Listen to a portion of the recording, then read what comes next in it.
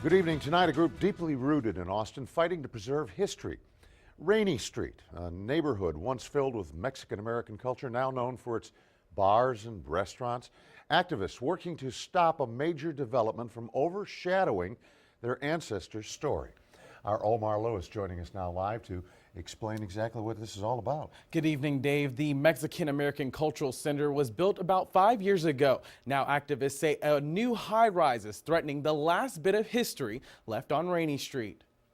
My aunt and uncle lived on that street. For Paul Saldana, all it takes is a quick walk down Rainey Street to realize that the place his ancestors called home has changed. Well, the big differences now is that you probably only have maybe 2 or 3 of the original families that live there. The majority of the houses have been sold or rented or leased. And turned into one of Austin's happening social spots. The school became also a victim of the 1928 master plans. An exhibit at the Austin History Center describes how the 1928 rezoning laws moved Mexican-American families from the heart of downtown to the outer edge, also known as Rainey Street. And so the Mexican-Americans eventually moved into there since they were relocated from the downtown area. The community fought to keep their identity in the neighborhood, spending over 50 years to plan and build the Mexican-American Cultural Center.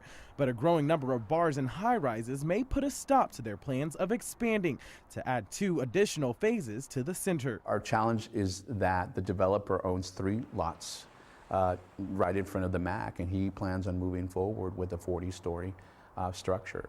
Activists are now urging the city council to put in place a moratorium that would reconsider future development. To address the compatibility standards, to address the integrity, to address the views that would be violated. For some bar patrons on Rainey Street, they're left with mixed feelings when it comes to the growth of Austin. I don't think it's necessarily bad. I think it's just different.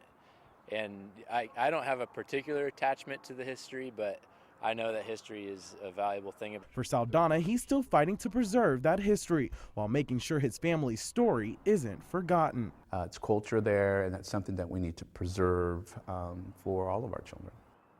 The city's Parks Department has taken suggestions and held several public hearings on how to preserve that land. They will present their findings to the City Council on December 1st. For now, live in the studio, Omar Lewis, KXAN News.